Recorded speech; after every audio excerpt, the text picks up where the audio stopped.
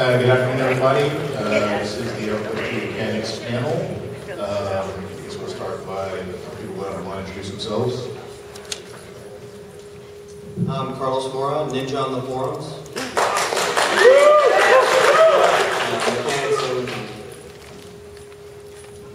Hi, Greg Spence, Rothgar on the forums, lead programmer. Carrico, Frizznik, working on fixed skills and all kinds of stuff.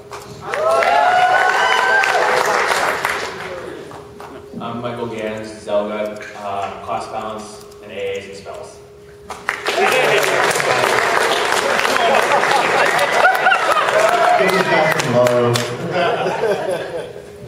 Whistling Grant, Silius, lead mechanics, and all kinds of other crazy stuff.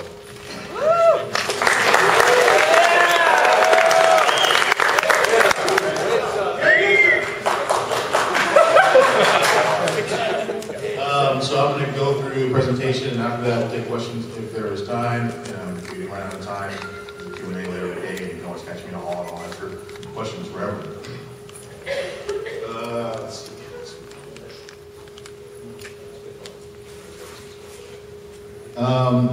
So one of the big things we're doing for 61 is we're making some changes to some base stats. One of the main problems in the game is variety of stats is crazy across the board. Some archetypes care about a whole bunch, some archetypes care about this many, and we're trying to kind of balance that out. As you guys have heard me say in other interviews and stuff, the game has gotten to a point where it kind of relies on procs and things like that for some archetypes to really give some added diversity, because a lot of classes are out of headroom, and we've been trying to figure out ways to resolve that. So one of the ways we're going to be doing that is we're going to be looking at everyone's stats that they chase and try to whittle people down and get some other people looking for more stats, which I'll explain later. And that will allow us to more vary itemization as it is now and get away from what people consider the foreign itemization that we introduced in Velas. We'll also be very approximate too.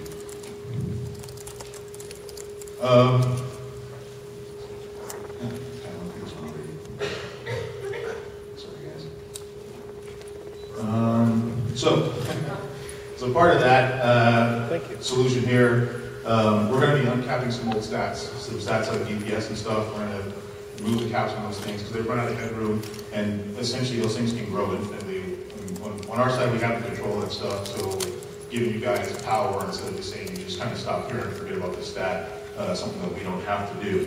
Something else we'll be doing is we'll be deriving a bunch of those stats like flurry and stuff like that from other older stats like haste. So over capping haste, we'll start converting into flurry and things like that.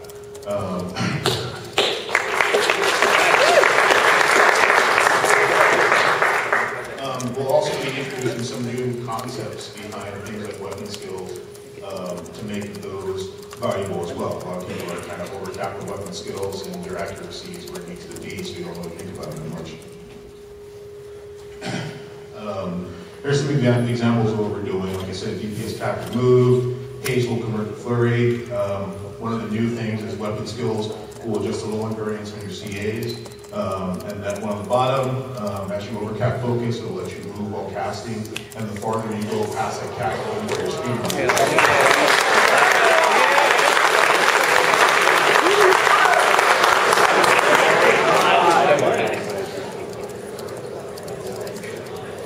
Now, this is kind of a big one.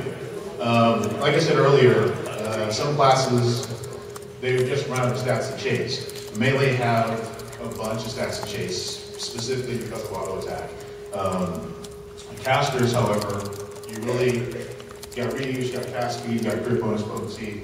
That's about it, really, the primary attribute, obviously. Spell casting speed is pretty much done.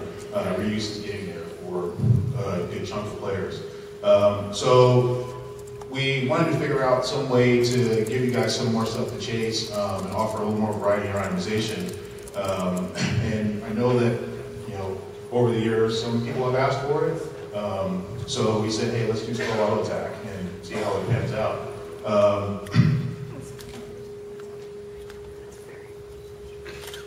So spell auto attack is going in. It's not going to work like normal auto attack. It's not going to require timing. We considered doing timing, but that would require casters to really change how they play the game, and we didn't want to do that. If you want to time your auto attacks, you can play melee ones. Yay. No disrespect. So spell auto attack will use a new type of item. You can almost think of it as a focus that has damage and delay on it. That's going to go in your range slot. It doesn't require ammo. It's just there to provide, the type of base damage you're going to be doing. And like it says here, all the auto attack stats that melees currently have will have spell auto attack versions of all those as well. And any stat changes that we will be doing will apply to these as well. Nice. And this has been mentioned a few times already. Over the years, the game's mechanics have changed greatly. Sentinel's Fate and Silius saw some really dramatic changes to mechanics as far as attributes and things work. Unfortunately, that made a lot of older items completely irrelevant. And so what we've decided to do is go through all those items and make them relevant again. But instead of just changing these items for the current situation, we're setting up items in a way where we can update them for any mechanic change we make. After this is done, if we decide that agility gives everybody, $50 an hour or something like that, I'll be able to go in and adjust agility so it's on everybody's gear, press a button, and then we update and solve it. It helps us keep all items relevant. The game doesn't end up stagnating and things like that for any new players or So this is another sticking point with many people, especially in Silius. We know that there are a lot of class focus that are just old, not needed. You guys have become super powerful, you may not need some of them. So we'll be looking at them, modifying old ones, potentially introducing new ones. We're still looking at those things.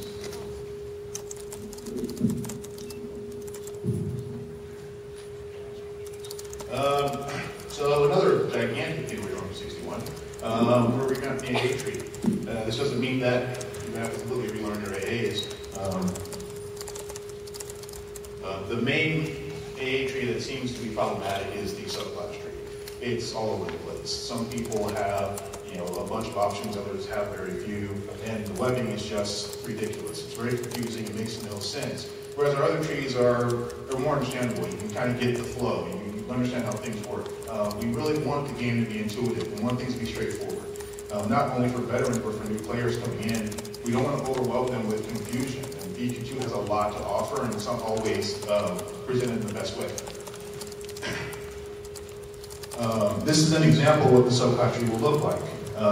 Like I said, the webbing is gone, and now rows will unlock based on total points spent in the tree. So we're actually giving you a lot more options, a lot more freedom as you do your AAs.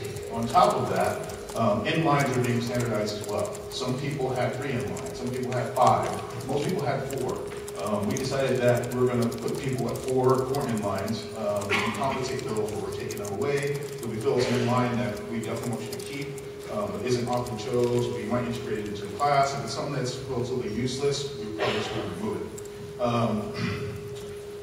The key thing about the end lines and how they'll work now is that we're going to set it up to where every 20 points you spend, you get to choose one of those 4 end lines. So keep spending points, it unlocks another option. Pretty straightforward.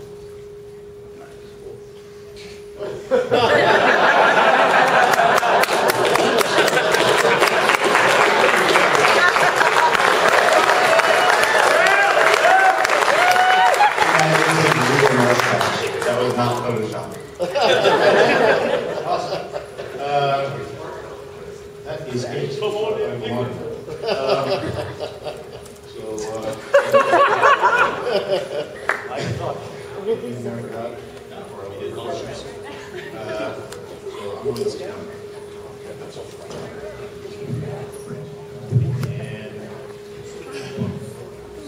you can open it for questions now.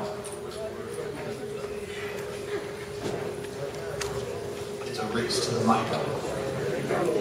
He was kind of. So You're going to make it so the focus allows you to potentially move long casting. What is that going to do to clerics steadfast? I'm sorry, can you say that again? You're going to change the focus skill so that it allows you to potentially move while casting. Yes. And prevent you from being interrupted. What is that going to do to clerics? Steadfast.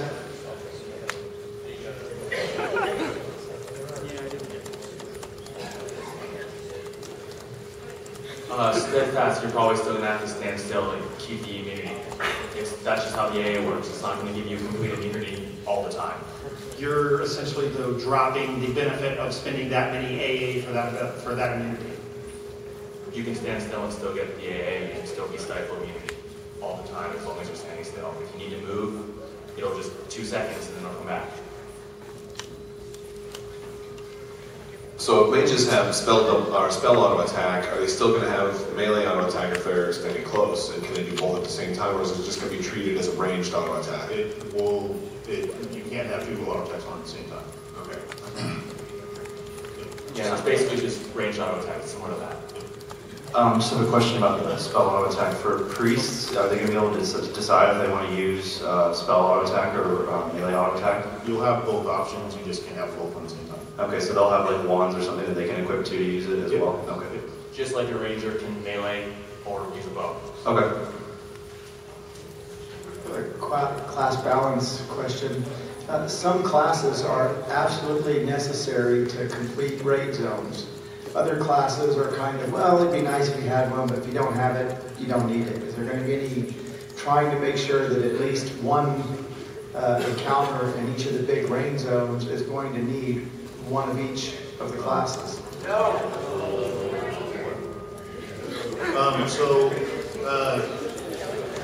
Class balance is an ongoing thing. When people implement content, they implement content from a point of view they want to make something fun to do. They're not always thinking, I have to make sure that I consider the dirge or the true or whatever in all this. If there is a large portion of our content that absolutely requires this and other, in some classes are just not getting an option, and those things we'll have to look at. But no, there's no current, like marching orders where we have to make sure that all content has to consider all classes. We do our best, and if we run into issues like that, then we try to make the changes when we find a problem. Hi, this is a question about 3D. I recently started playing 3D, and I noticed when I played the ocean, it doesn't really render correctly, it's a little painful, very gritty, and some of the lighting is a little overbearing. I was going to use that. Yeah, we're aware of that problem. We actually saw that when we were demoing 3D at E3, and we found a workaround for the ocean issue. And there's just some problems between the game client and the NVIDIA drivers that are supposed to be resolved with the next driver release, I believe. But we are keeping an eye on that stuff, and it should hopefully be fixed very soon. If not, we'll take a look at it again. Tell the story about the NVIDIA drivers.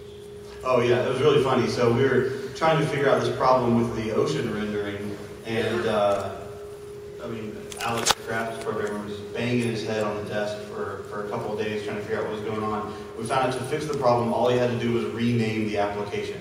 Like rename the game client from EverQuest II.exe to something else. Which is, you'd never think to do that when you're trying to troubleshoot a problem, but it was just because when you ran EverQuest II.exe, the NVIDIA drivers picked that up and then forced a specific profile, and then that profile was causing the problem. So by changing the name, it eliminated the issue. So it was kind of a funny problem, but we were really happy when we found out what it was. So hopefully we'll have that fixed soon.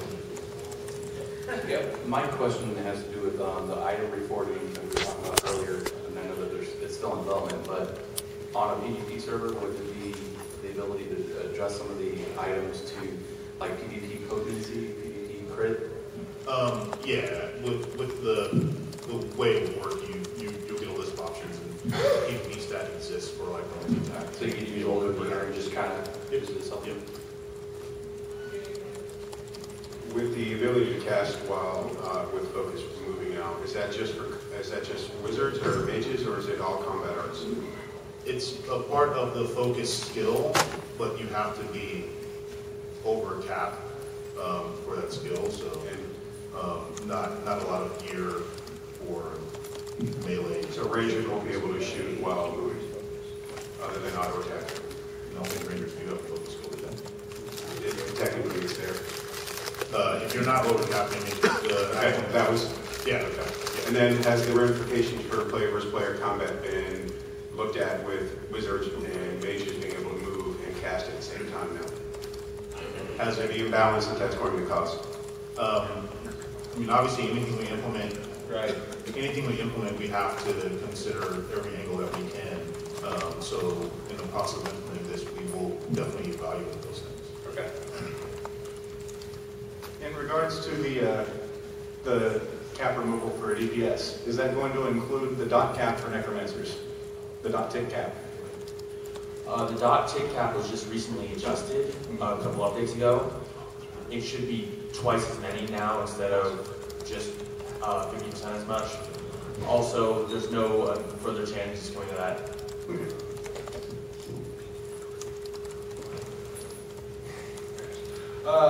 Has it been taken consideration that you're essentially now giving mages just a slight DPS boost? Has it been taken consideration that now that they're going to be able to auto attack, the DPS might become a little higher than we originally intended?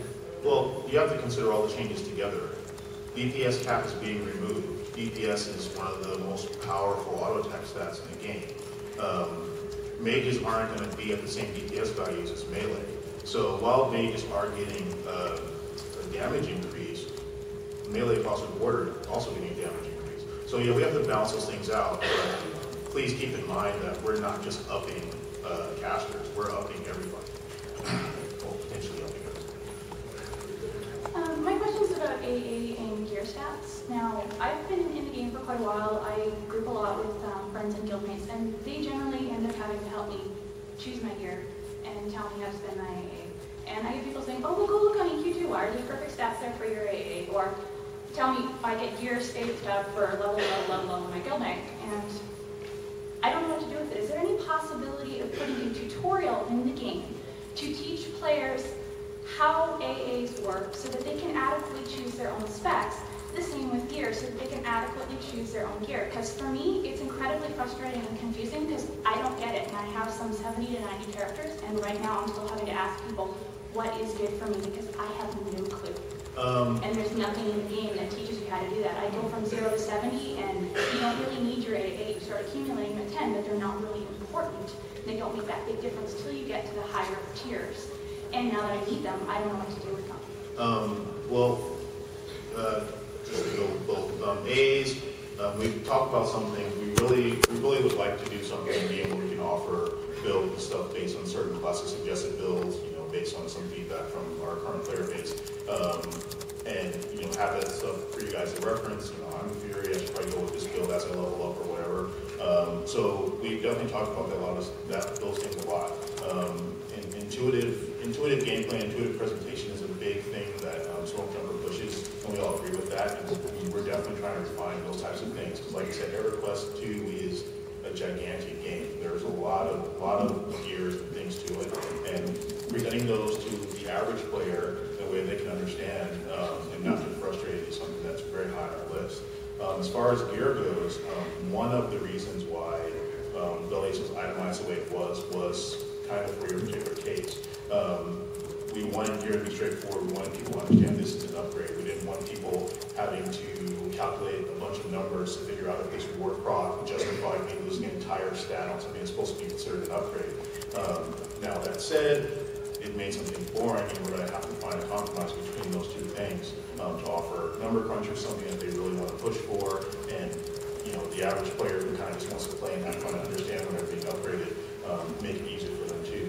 So that stuff will definitely be addressed in the future. Someone mentioned earlier the ocean and that kind of thing, so I might be a little bit off topic here, but in the guild halls with the amenities, the portals, the druid rings, that kind of thing, is there a particular reason it seems that it always happens that you have to wait quite some time for those items to necessarily spawn in your guild hall and then be able to use them? Like when you use the druid portal, there's a delay before that. Yeah, like you talk to the druid NPC, and she supposedly casts it, but you just sit and wait. Same with the Spire portals, they'll just sit, they won't even be there for a while. They're a lot slower than the regular rings outside the building. Right. Yeah, I remember that was occurring. I guess I hadn't heard about it recently and wasn't sure if that was still happening or not. It's still happening for me. Okay, so we'll have to take a look at that and see. I don't know right off the top of my head what that would be, but we'll make a note of that and see if it's something we can change. So they're saying it's a client thing, like maybe it's lagged, it takes a while for particles to show up. Greg, I'll check it out. You got another PvP thing, you're kind of a trend here when I'm up here. One of the things now, since the leapers and the gliders have been introduced, I don't know if you guys have seen this or not, but when somebody's running and you hit a snare on them, if they get that spacebar, they're gone.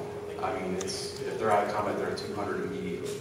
And I mean, that's really what's going on right now. I mean, if they engage in combat, obviously it'll drop and the mount drops away, but now with the introduction of those two, that's kind of like what the PvP battles have been lately in the war fields is, you get somebody running in and then they'll just jump away real quick. I mean, you hit snare, you see it on them, but it slows them down maybe to 30%, and then right when they hit the spacebar, they're gone. And I don't know if you guys have seen that or not, but it's especially hard for like a 39. If you're actually hitting them with something, it should draw them in combat, at least PvP combat. I don't know. If it's not doing that, then it's something that we. No, when you get hit, you don't get drawn into combat because the option to run still exists. So I think the issue is that you got hit with a snare, and the snare applies when you're not mounted, but not to your airspeed. So we should probably discuss that and see if we can. It seems logical to me that snare should apply to your airspeed as well. Yeah, I mean, they're just gone. I mean, it's immediate. And that did not happen before. I mean, if they get a repose or something, then they're in combat, they're slowed down, 20% or something. But now it's kind of like people just taunt each other, and it's like, come on. All right, yeah, we'll definitely take care of that. Yep. I know this is probably an old issue that you haven't heard in a while, but I play an illusionist, and I'm wondering if illusions are ever really going to have any function other than just being a play toy. There currently is nothing that we're talking about as far as you're talking about illusions like just factions or anything like that, like in original EQ. That type of gameplay it's not a part of our current plan at all. It might be something that we can discuss, later, but it's not something that we have talked about in a while. With the AA revamp, there's going to be some changes. Is there going to be any a free? Normally, it costs money now for a lot of people to change their specs. When they do this update, are we going to be able to respec for free since you're changing everything? We're going to reset everyone's. It's gonna force a respec on any tree that we adjusted. I believe it may add a second of the button where you can. It might add another one at the top, even after the force. I'm not sure on that. We'll take a look when we get back and see if it's gonna do both or just one. When you guys were talking about doing this, you said something about adding other ways to, like you doing the mirror, so you could have more than one spec. That maybe making it portable. Do you have any more information? Portable mirror is something that we absolutely want to do. Ideally, we'd like to integrate that into your knowledge book or something, and you just kind of say specs there and reference that. But that hasn't been planned or anything. That's really just been talks. That is not a part of the revamp currently. It's something that we want to do probably after 62 or something like that. And that's where you would get the extra mirror. So there would be something other than that where you put a second mirror in your house or anything like that, or no, there's no talks. Only the portable mirror is the one thing we're talking about now. Ideally, the current mirror concept would change. You get a mirror from a crafter, you click it, and that would unlock your ability to switch specs, and that would be stored somewhere that makes sense. How we put the research stuff in your knowledge book.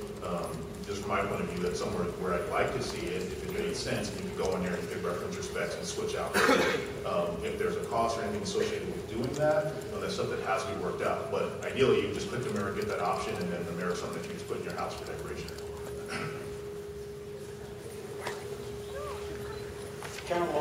talking about with the changes you're making with the AA, would it be possible to implement any way to, if you want to respec, to remove points as opposed to just starting from scratch? Because when you've got like 90 points invested in a tree and you just want to get rid of 5 in one, you got to start from the beginning and put everything back. Would it be possible to just like maybe remove or something like that? Click done? A minus.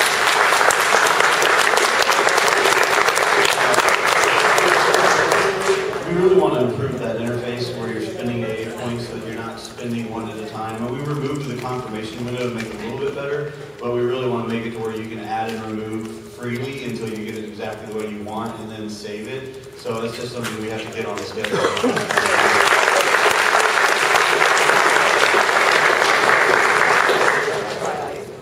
I know you folks touched on this earlier. My question is in regards to itemization. A lot of people say the loot has become boring and almost too linear. That said, back in, say, TSO, I think one of the base draws was finding that one super rare item that may have been almost slightly overpowered for the zone it was in. For instance, the Vagina Ring of Readiness, which I'm sure everybody here is more than familiar with. Is there any plans to bring those really cool, rare items back? Something that's not, and we haven't really advertised, but with 60, this applies to Raiders specifically, but with 60, Salim, Talon, and Valen, they all actually drop their weapons. All those weapons are mythical, and they're extremely, extremely rare. But those weapons are easily the greatest weapons in the game by far. On top of that, with 61, we're readdressing the Fable. They're dropping root zones, and we're adding some unique flair to them in the form of procs, in the form of lore that's on the item, try to make those things stand out. We definitely understand that the draconic way that I decided to remove procs didn't go over well. But I mean, it's been explained a few times why we did that. And anyone that I've talked to, they understand why that decision was made. Going that far maybe wasn't the best idea, but we'll definitely fix it. It's all about getting feedback and seeing how things play out and then reacting to it. So we'll definitely take care of that stuff. In the last 48 hours, my college veteran has failed 5 times in the last 48 hours. Are you guys? I'm sure you're working on it, but it's getting pretty ridiculous where it's not consistent at all. You can use it. Would you guys be okay if we just remove call veterans? No, we like it. It's going to work. Just remove all the checks. That reward, man. I remember the meeting when we were trying to come up with that veteran reward, and I think I threw out the idea for that, and then I was quickly made to eat my words when I had to make it work. Now I know why we didn't allow you to zone people across completely different zones. It's incredibly complicated. But we spent a little bit of time working on trying to make it better. It sounds like it's got a little ways to go, so we'll see if we can get some time. See if Mr. Georgeson will allow us to get in there. I'll throw him on the spot. Let us get in there and try to get that thing fixed. See that bus, Dave? Priest Diagros all have a secondary effect, like the Warden one of mine groups all the mobs. And in some raid zones, there are heroic ads, and there is nothing that pisses off your raid leader more than you rooting an entire room full of ads just because one happens to be beating up on you. Is there a way to suspend that in a raid zone? Right now, there's no way to suspend it. I don't think we have any plans to change the priest diagros. If it's becoming a systematic problem, we can probably take a look at it once we get back, but right now there's no plans. Okay. I like all the information you're giving us about the AA revamp and the possibility of an editable, interface and stuff. One thing that's most annoying though when resetting AAs or even just swapping specs is the hotbar spam. Bloop, bloop, bloop. Oh, all my empty space where I put all these quest items that they said are eventually going to be in the journal, which is awesome. But all those empty spaces that I reserve for specific things get filled up with stuff that, But if there would be a way to improve on that, I think that would go very well with your planned interface change. Thanks. Yeah, no, I agree with you. I think one thing that we really need to see have happen too, and this is just an idea, I don't know when we can get it done, but it'd be really nice for your hotbar settings to be linked to your AA spec. So you can set up different hotbars and buttons for the spec that you're in. So if you change to a heal spec, you'd have a different layout than what you have in your DPS spec. So I'd love for us to be able to do that. I'd like to get a little bit more information about the mercenaries you guys brought forth. Are they going to be based on stats of the player's armor that they're currently wearing, or are they vanilla across the board? Because they mentioned, Smokejoker had mentioned they could use them in raid zones. They might take a slot up in raid zones.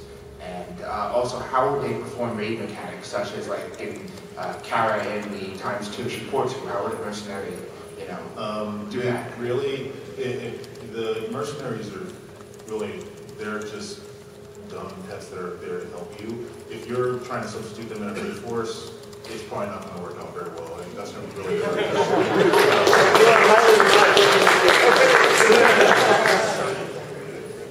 Yeah, I played the scout since launch. Just hang on, because he actually asked me a question. As far as stat sharing or anything like that, it depends on what they end up being. If they end up being, if we decide that they're just going to be straight up just normal pets for everybody, then the stat sharing rules might apply, but we have to see how powerful it makes them. But I think we're more leaning on the AI and different brains and that type of behavior and giving them kind of their own growth. Because they're supposed to So they're not just performing just the dumb pets. Yeah, that's it. If it's a tank, it's supposed to sit there and taunt and get the attention of stuff and let you do what you got to do. He's not going to be tanking the No, hopefully not. Unless you get Lucan for, 1,000 plats. Then you just storm keynotes, right? As long as we can kill Nathan Ironforge, right? Go ahead. Over time, there's been two scouts that have become increasingly useless. The first and foremost is evade. It does nothing. If you have 8 use evade, you don't budge up from anywhere. You don't drop 8 at all, you does nothing. And the other is tracking.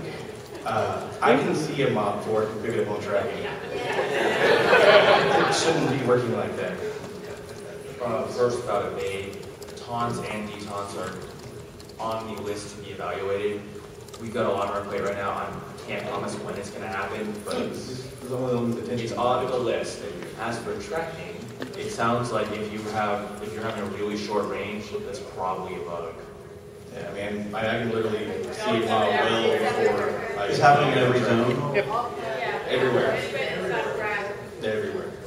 It's much easier just to look for them than The only place even remotely useful is inside a dungeon where you can't really see through the walls. Trav picks it up after it's punching you in the face. Yeah.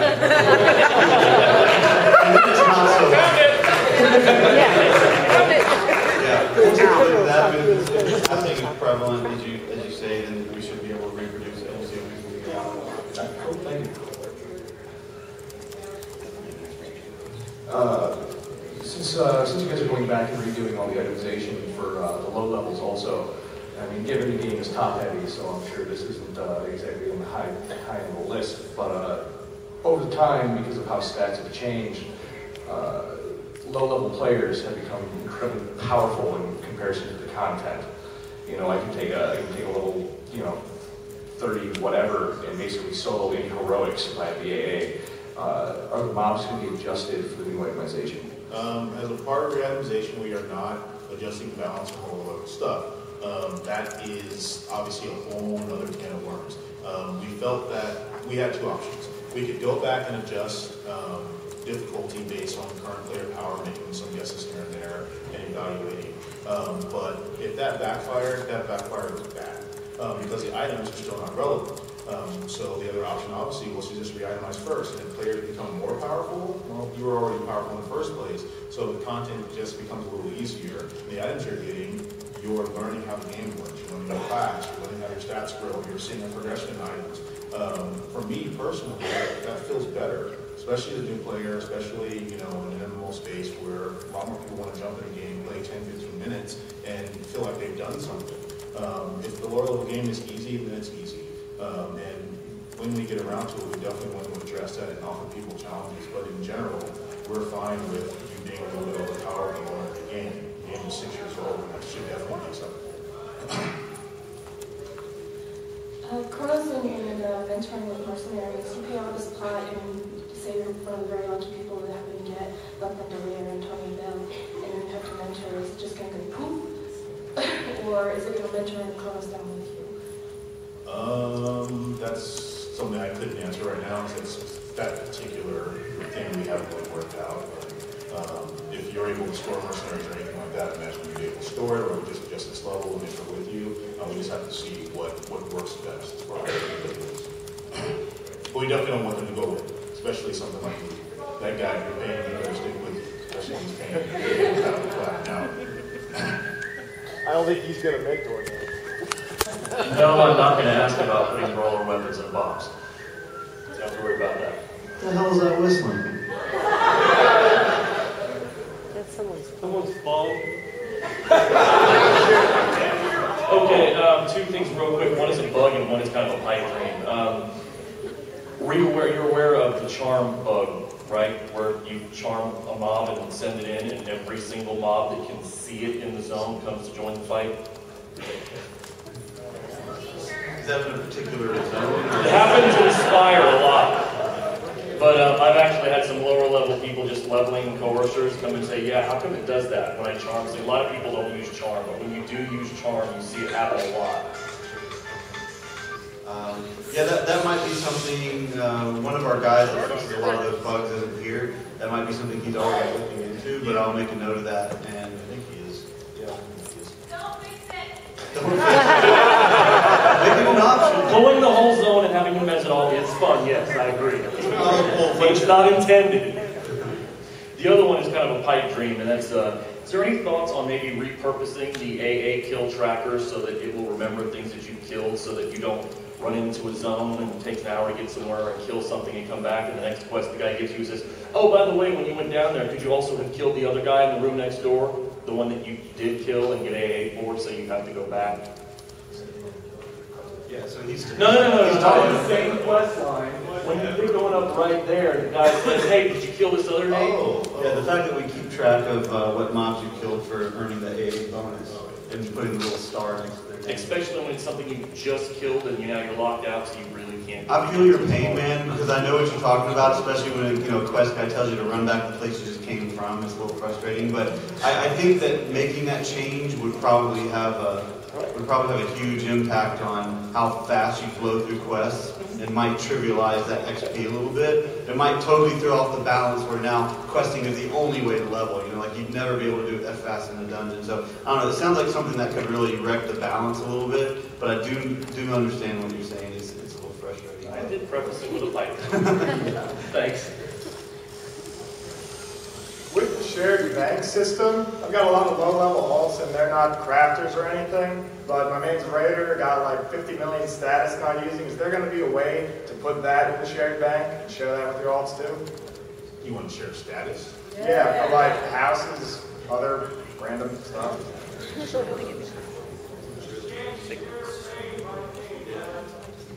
I think we have to discuss that. We couldn't give you an answer here. I mean, it is a number, but it's not really a physical thing. It's supposed to represent, a faction or something that character has earned himself. So it's not, off the top of my head, doesn't seem like something we'd make tradable, but I think we have to discuss it and see if there's some reason why we do that. Okay. I want to ask a question about Templar specifically.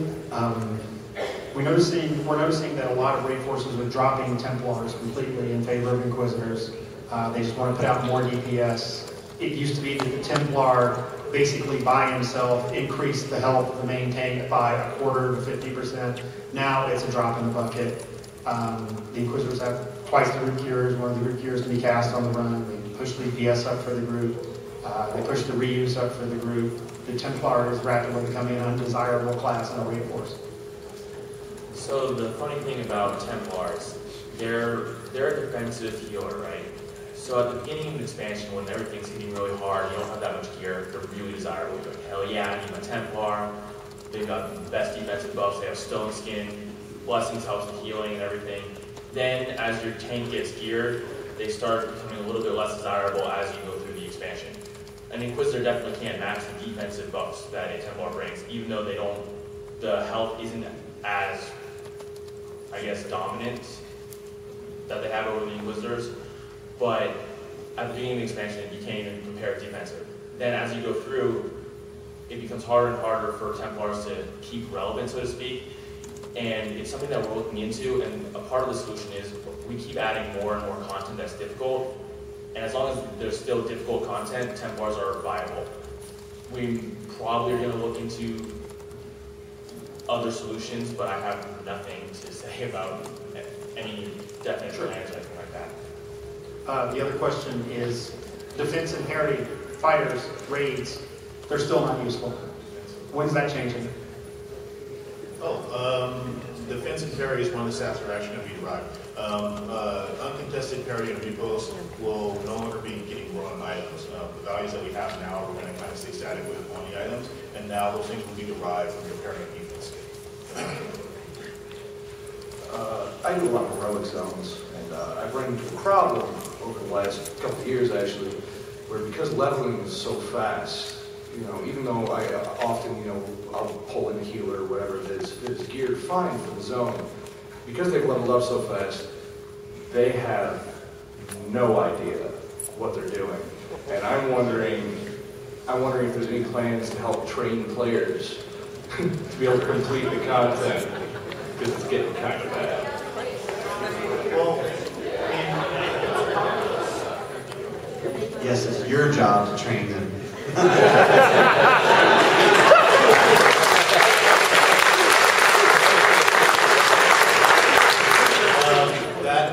Something like that is, yeah, we really want people to learn and play their classes as they're going into the game.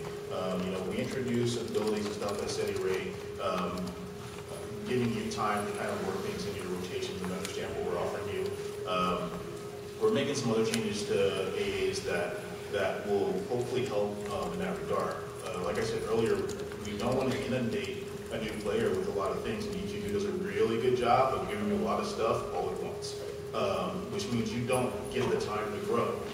So we're definitely trying to dial some things back and give some carrots as people level up, so that they're not hit with 4 million buttons, they're hit with a few here and there, and they can read them and understand how they work and just kind of a little experiment.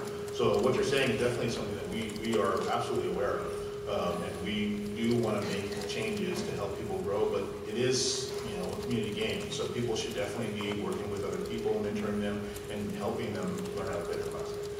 More mercenaries. What's that? What's that? More mercenaries. Race players and mercenaries. The only thing you want to learn how to play for mercenaries. Next year's fanfare will just be mercenaries.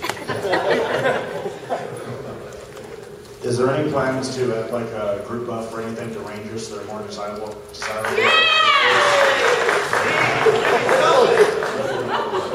Rangers are not desirable. They parse a really, really high amount. I'm an assassin. I never had competition. So the conjurers. I'll take an assassin over a ranger with heat transfer. Tell your ranger what's that better. I got nothing. I got focusing. What's that do? It increases the accuracy of any fighters in the group. However, Rangers can parse just as well as Assassins, and they have just as... Okay. This sounds like something we need to talk about. Yeah, we can. We'll look at it. It costs Rangers people out at night to do that DPS, and it costs the assassin nothing. Is there any plans to fix poisons for all scouts? Poisons is definitely something that I'd really love to see fixed, because I like playing scouts. Revamping poison is something that I absolutely want to do.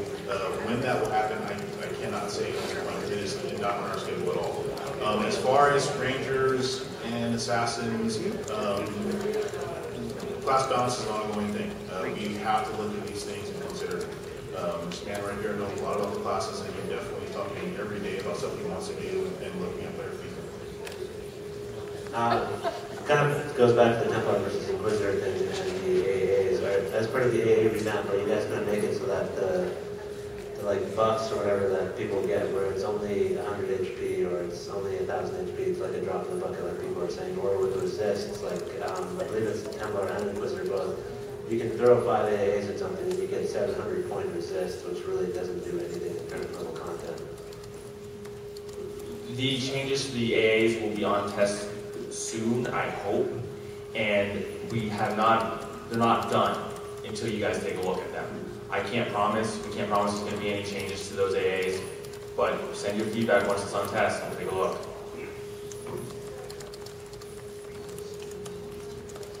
Carpenters can create patch kits.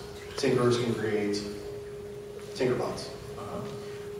Why is that a armor doesn't have a skill to repair on the fly, a tailor doesn't have a skill to repair armor on the fly, a woodworker doesn't have a skill to repair wooden weapons on the fly, and a, thank you, weaponsmith. See, that's how relevant it is. Why doesn't a weaponsmith have an ability to repair as a skill on the fly? Just something that we haven't thought of. I mean, it's not really out of the question. They could make a repair stone or something like that you could use. I mean, obviously that hits people who tinker up and spend a bunch of money to create repair bots, but I mean, it's something that we definitely consider. Can we get 10% of the cost back? No. You pay for it, then it'd be all profit after that. We need flat sinks in the game for sure. With the raid, so he's playing for about a month, rushing the roulette, trying to get through the first door before you even hit a name in Kratok. Why are there doors in raid zones? I mean, it only seems to happen with the doors and in Kratok, first door, before you even hit it as a trash mob, it would lock on everybody. Nobody was able to get through the doors. Is that still happening? No, it hasn't happened for a little bit, but why stick it in the zone anyway? I mean, it's hindering raid associations and raid guilds from even trying to make any kind of progress in them. It's totally understandable, and I actually talked to Roger about this a few weeks ago, I think. And going forward, we don't like doors and raid zones either. It typically comes down to an art issue, and the reason doors are there for portaling. Portals are what we use to determine what rooms are currently being rendered. So normally we would do this with a hallway that makes a 90-degree angle or something that you can't see down, so that everything after that room doesn't have to be rendered. For rooms that are next to each other, we put the door there, which is where the portal is, so that we don't have to actually render that data on the other side of the door for you. If we just removed the door, you'd probably see a black hole there until you actually ran into the room where you got close to it. So it's more of an art issue in the way that the zone is designed, I believe, and it's something we can bring up with the art team and try to keep that from happening in future raid zones. Well, the need for doors is probably going to stay for that reason there, but we don't want locked doors. Oh, okay. Yeah, it does lock. We were just in Kratok last week, and we're fighting Turk. Can't pronounce his last name. And someone evac the whole group, and that group couldn't get back because the first door was locked. The first door. We can take a look at that when we get back. All right, my question is about the status relics for the guild. You know, leveling a guild, instead of it being guild level. That's quite sorry. With the status relics, instead of them being based on a guild level, why can't they be based on a player level? Because a new player coming into a guild, if that guild is a 90, they get nothing on the board except writs. And it just seems very unfair. Well, that solution wouldn't work because you would just take all of your ones you've collected and I guess give them to a low-level player. So we'd have to find some other way to allow them to contribute. But well, right now, if your guild is below, you know, if your guild is below the level of the relic, it just goes to your personal status. Why can't you make it that way? But at least the lower levels are benefiting by putting status into the guild, even if the guild is a level 90. Because you have some guilds that do ranks or whatever based on the stats. we can look into it. We'll talk about it. Every one of my girlfriend's tunes is a Rotunga. And so, which is that? which is not a bad thing, but my question is, in this AA revamp you're talking about, is there going to be some looking at the character traits? Because, you know, with some of the tunes that she chooses, for instance, you know, the Rotunda has some things that tend to go more for a scout, let's say. I'm just curious if before those races tended to go with certain classes a little bit more, and I'm wondering if there's going to be a little bit more customization on that or not. The character development window, we do want to revamp that. We just haven't had the time to sit down and actually figure out what we want to do with it. But hopefully you will see changes as a part of the AA revamp. If you don't, then you'll see them after 61 or as a part of 62. Oh, thank you. Okay, this is a very specific question. Furies have their raid cure, they have their porcupine use the entire raid, while Wardens can't even use their Hierophant outside a group. They can't use Cyclone out of group, so they can't use any of these things. Is there a possibility to, even if we don't get more targets, that we could actually use our specials on somebody outside our own group? First off, I should have mentioned earlier, we're not going to answer any class versus class questions. As for your Warden question, right now there's no intention of changing those abilities. Thank you. First of all, don't stop dropping Brawler Loot. Just give me dice so I can have my 12 sets in different colors. But I love having access to have access to a zone because like it feels like an accomplishment. Like right now my guild is not doing ×2 because I'm the only one who busted my ass and I'm like, I'm here, so they can't get in. But once we're in and somebody goes linked it is a pain to have to go all the way out, wait for them, tab to the right GD, and get them back in. Once somebody with access is in, can we just let our raid zone in, please? That seems doable. Yeah, how about letting them zone in? Once they're locked to a zone, they can come in. Like it's temporary access for that 3 days or whatever? We'd have to think about that. I mean, obviously, before we make a change like that, we have to look for potential exploits and things like that. Yeah, the people will find some way to use it. But it certainly seems reasonable that if your raid's already in and the person with access is inside, they should be able to join you. So I'll write that down. That's something to take a look at. Okay, my question is about conjurer pets. First off, I don't agree with the statement earlier that they are mindless. They do have personalities. I've seen it. Second, as a conjurer, as I've sit there and leveled up, my pet has changed. Better skills, and I understand that, but sometimes the appearance is what matters. I miss the great ape. Bubba was my friend. He saved my party members. It was great. Can we get him back? Someone, I'm not sure who mentioned it, either in the panel or just personally, talked about wanting to be able to choose from the various lists that they've had coming up. And I personally don't see an issue with that. We would just have to figure out a way for you to choose your book. I know that Mike has wanted to offer shamans and other classes some way to kind of choose a different look for their characters. I mean, really, the look is super important to you, and I mean, the game itself is all about that stuff, appearance, things like that. Why can't I make my spirit wolf look like a spirit trait or whatever? So yeah, I'm certainly not opposed to that, and we will try to find some way to make that happen. Thank you. This is kind of a silly request, and I'm about to make almost every SK in here hate me for this. But is there any way on the persona window that you could add just something that I could toggle on and off to refuse feigned death other? I am sick and tired of the Bruce SK feigning me every time I start beating him over the ball. So all I'm asking for is just an option to turn it off. So if I'm grouping with that guy, you can't consider it, but Dave likes to feign death people, so... No. What I'm saying is I'm tired of accidentally feigning death people. Accidentally.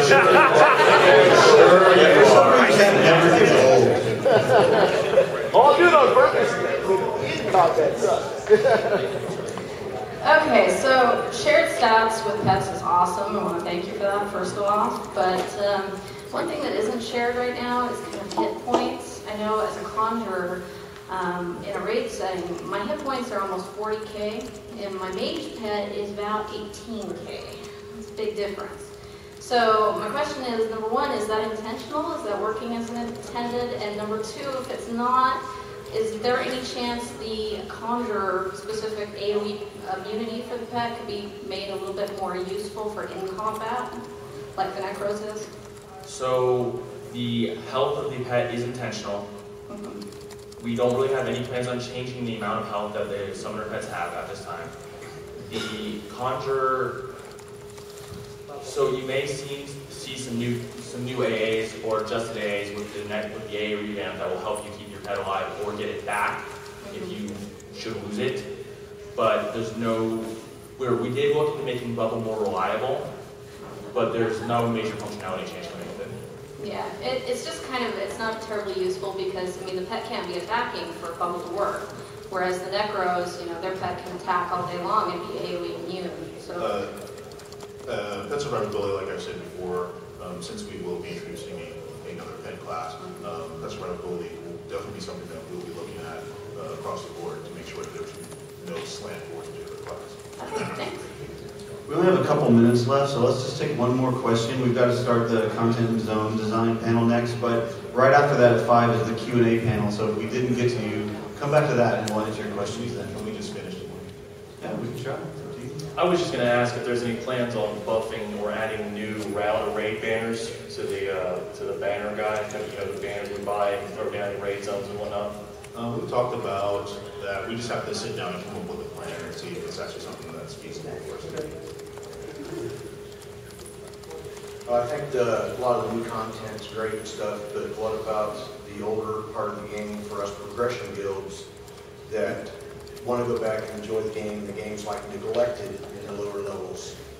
A lot of the stuff is just not, it's not challenging, but it's not up to date with like what you guys are doing now, which I understand is top heavy, and that's what you guys are for, but a lot of the stuff that gets broke, when you guys update, just like, well, we're working on our new stuff, we'll get to it when we get to it.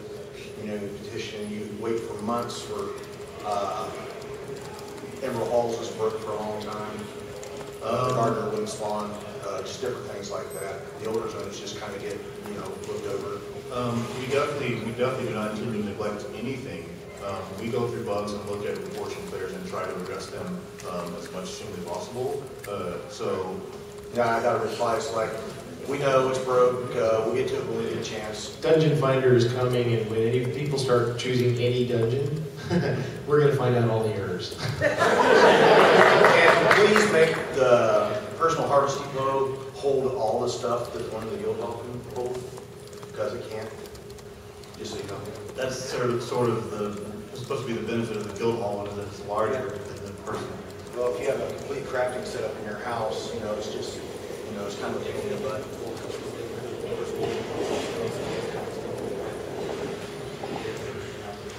It seems to me that in the most recent expansion that druids have lost a lot of value, especially in raiding. I don't know if I'm alone in this, but it just seems like compared to other healing classes, they're not so favored. I wonder, are there going to be any adjustments that are going to add any value to druids again in the future? Are there any plans? Like I said, class balance is an ongoing thing. These types of things you definitely bring to us. You can contact with us through PMs. Any feedback avenue you have, please use it, especially if you have examples or ideas that you think would make it work better. But class balance is an ongoing thing, and we will make adjustments when we find issues to make sure that everyone stays relevant. Okay, please. What is the point of the no drop, or not no drop, no trade? No trade tag at this point, given the fact that everybody can just sell the loot, essentially. Is there any plans to either fix it so it can somehow be set to just the people of the zone do really bad raid, or just take it away as far as the no trade tag? No trade works because after you sell the loot, the person can't trade it, and it's no trade. But that's a fine. What about malls that don't do certain encounters?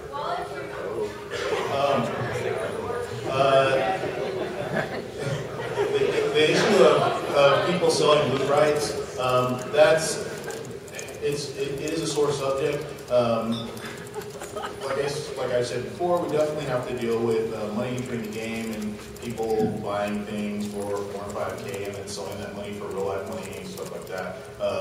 We've discussed potentially making some zones so you can't sell loot rights, but finding some way so I can give this one my all because I helped kill this mob, or someone in our guild can get it as long as they've been in the guild a certain amount of time. We've talked about those things and we're just going to have to see what's best. We have to consider the backlash. It's kind of been in the game for a long time and we don't want to just stomp on something without a really good reason for joining. So as far as no trade tag, I mean, it's an item mechanic that we use for a particular reason. And it seems relatively self-explanatory.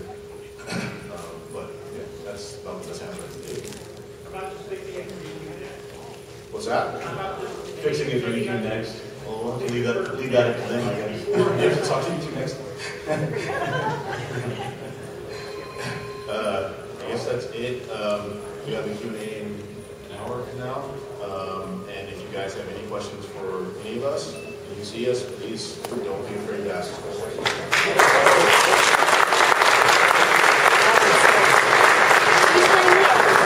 Take my seat. Sure.